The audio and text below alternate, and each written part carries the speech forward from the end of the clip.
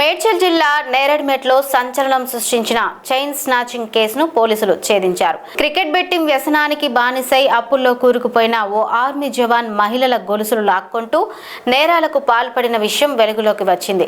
కుర్రపోతుల రెడ్డి శేఖర్ అనే నిందితుడిని నేరెడ్మెట్ పోలీసులు అరెస్టు చేశారు. ఈ నెల 10న సప్తగిరి కాలనీలో ఓ గృహిణి మెడలోని సుమారు 3 తులాల బంగారు గొలుసును లాక్కొని పరారైన నిందితుడు సీసీటీవీ ఫుటేజ్ మరియు సాంకేతిక ఆధారాల సహాయంతో పోలీసులకు చిక్కాడు.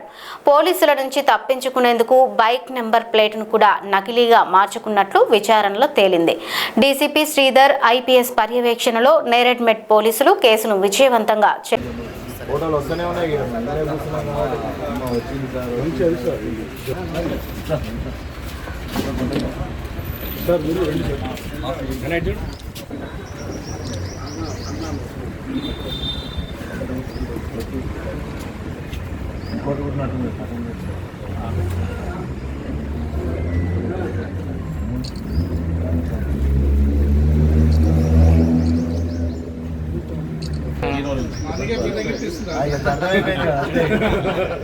అంటే ఇస్తున్నాం పెద్ద భారం కూడా ఉంటుంది. అన్ని